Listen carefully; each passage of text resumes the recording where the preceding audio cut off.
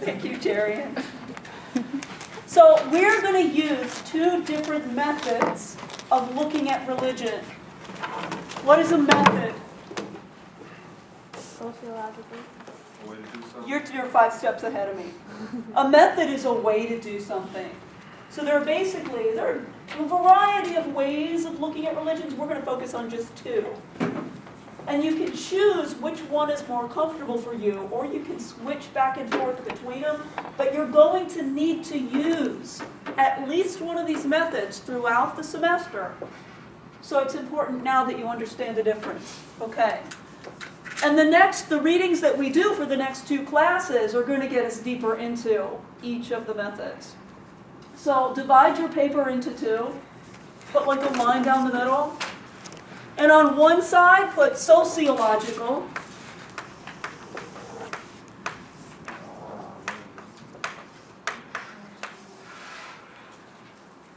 And on the other side, put theological.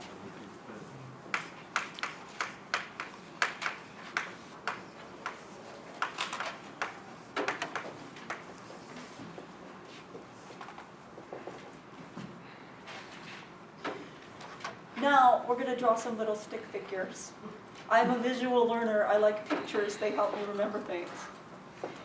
If you are a sociologist, or you're using the sociological method, you stand outside of the religion and look in. So kind of like this. Here's you, the sociologist. Here's the religion. So you're standing outside of the religion looking in. What that means is you may or may not share in the beliefs and practices and morals of the religion. Every religion has those things as part of it. All religions have beliefs. All religions have morals they're supposed to follow. As we know, sometimes people don't. Okay? And all religions have some form of worship. So if you're a sociologist, you don't necessarily share in those things. You don't have to believe what the religion believes. You don't have to practice its prayer. You don't have to follow its morality. But you can still study it. You can still take it very seriously. So the sociologist is kind of like a scientist or a biologist. Let's say a biologist studying, give me an animal. Cheetah. Frogs. So a sociologist is kind of like a biologist studying frogs. You don't have to be a frog to understand frogs, right? You can study them and take them seriously and understand why they do what they do. What are their mating habits? How do they turn from a tadpole into a mature frog? You can study all that stuff without being a frog. That's the sociological method.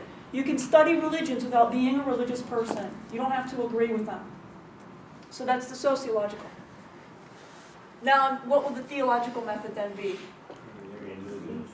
Inside. You're inside of it. You do share in it, okay. So, the theological method, this is you if you're a theologian, you're inside of a religion. And you do share in its beliefs, its worship practices, and you try to follow its morality. But you don't leave your brain at the door, right? You're not unthinking. You ask questions. Why? Get a better understanding. Why do I believe this? Why do I think God exists? What is the afterlife? Is there a heaven or hell? Are you hearing echoes of some of the questions you put in your 7 questions list? So you ask questions, and you try to make sense out of it. It has to make rational, reasonable sense. That's theology. So theology is not the unquestioning person who just says, well, God says so, that's the end of it. Theology is the person who thinks and doubts and asks questions. One of you wrote in your 7 questions, why is it that if I've had a strong faith, or if a person has had a strong faith for a long time, why do they start to doubt things?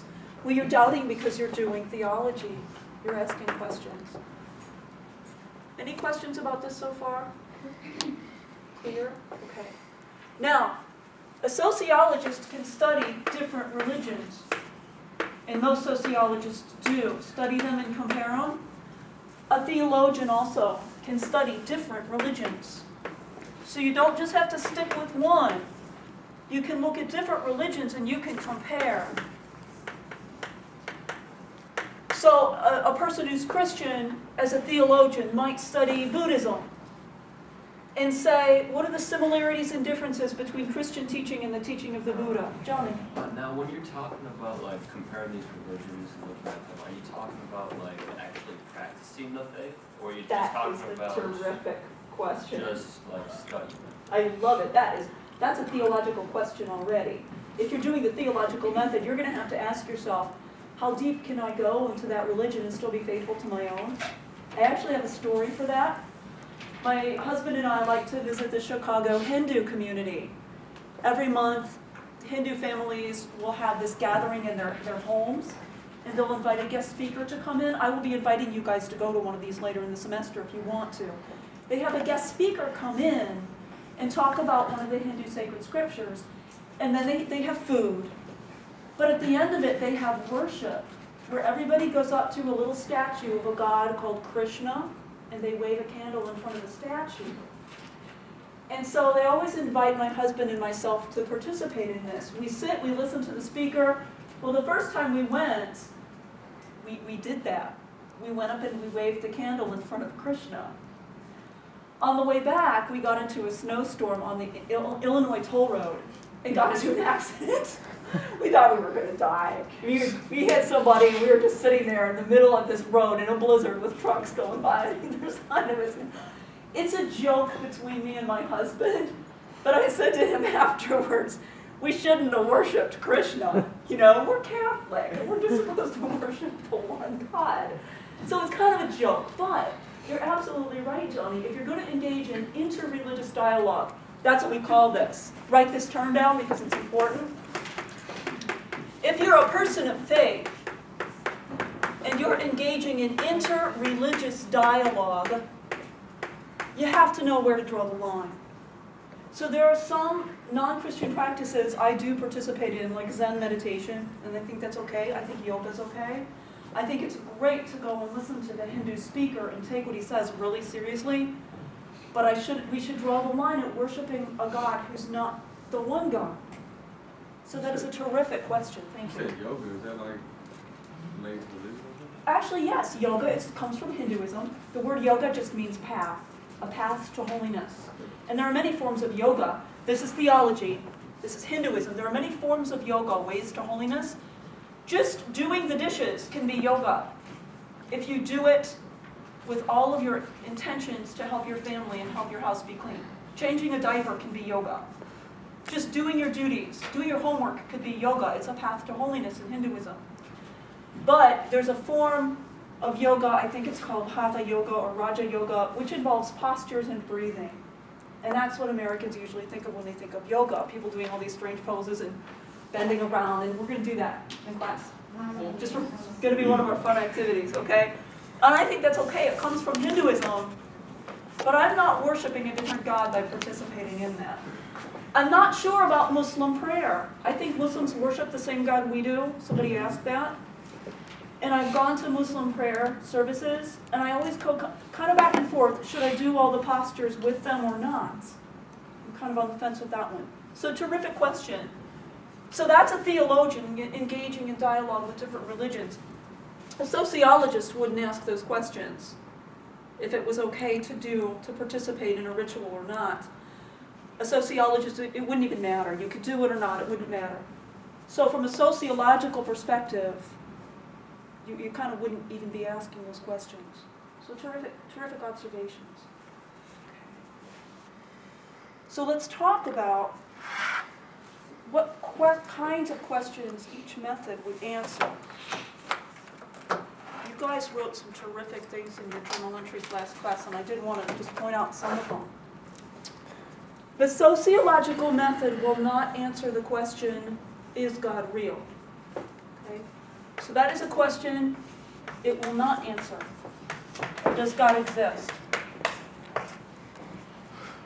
Sociology doesn't ask those kinds of questions. It only asks, why does the religion function the way it does? How does this religion help human life and human communities? That's the sociological question. How do religions help human life? How do they function in human society? That's really the sociological question. So sociology is not going to answer the question, is God real? Sociology is not going to answer the question, which religion is the right one? It's not going to answer that question. Make a note of that. That would be like a biologist asking, which frog is the right one? Makes no sense. A frog is just a frog, and it does what it does. And different frogs do different things. That's more the sociological attitude towards religion. We're just studying it to understand it. Okay. The question, who wrote the Bible, could be a sociological question. Who are the human beings in the past who wrote the Bible? It could also be a theological question if you think God had something to do with that process. The theological method does ask the question, is God real? Okay, it does ask that question. We want to say yes, but we kind of need to know why we think that. It does ask the question, which religion is the right one? So that is a theological question because you're seeking answers for yourself. And a theologian who's engaged in dialogue with other religions might decide to change. That person might find more truth in another religion and switch, convert. Okay. The question, is it true that you can see God? That is a theological question. The question about death and the afterlife. When we die, are we reincarnated? Or do we go to heaven or hell? Is there even a difference? Those would be theological questions that religions would answer based on their beliefs. Okay. A sociologist would not ask those questions. Sociology would not be able to answer those questions about the afterlife.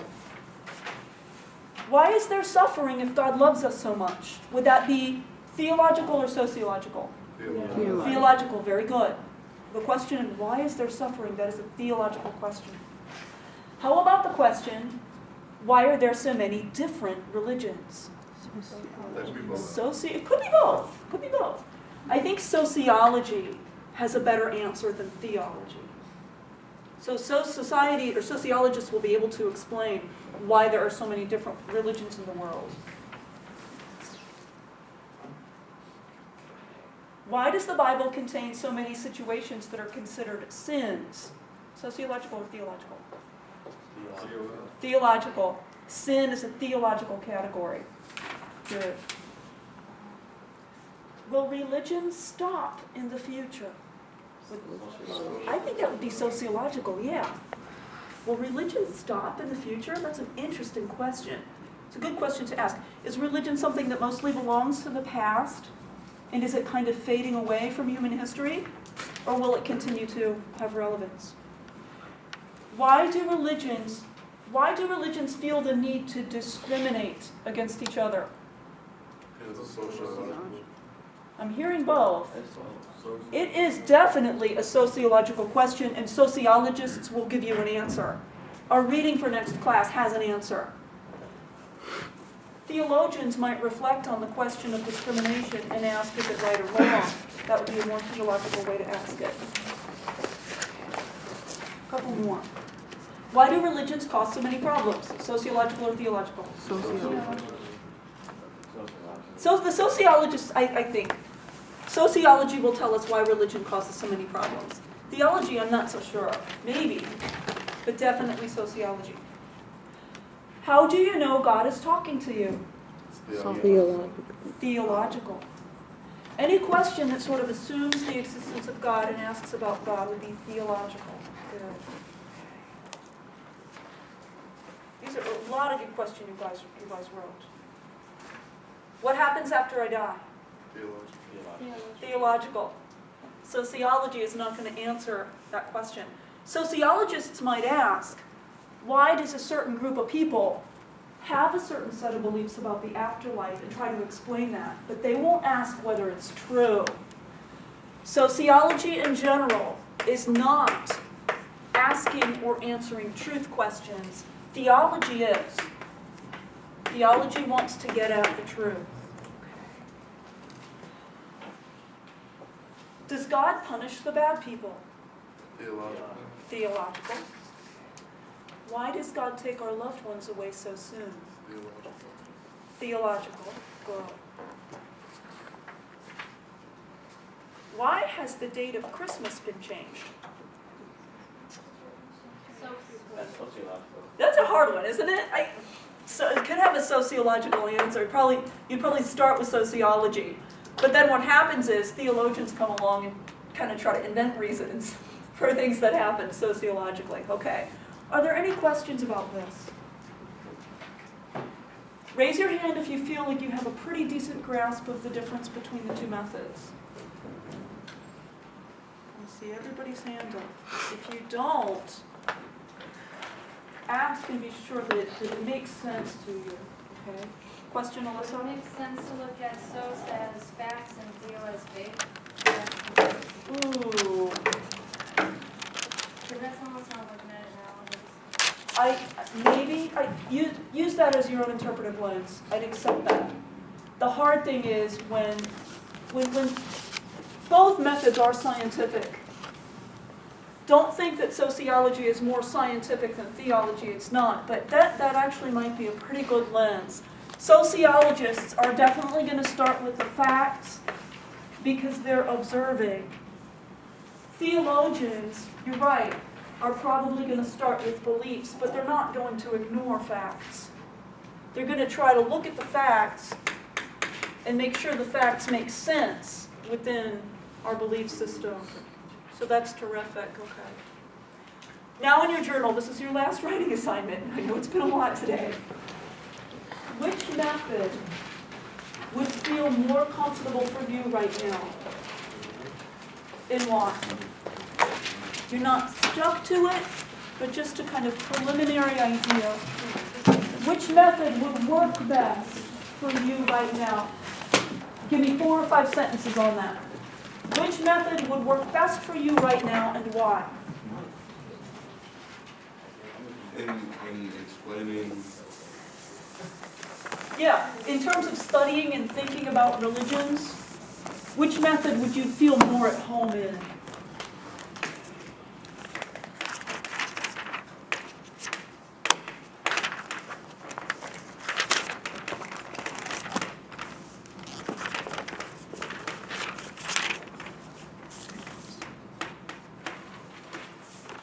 Jerian, you can stop. And because you were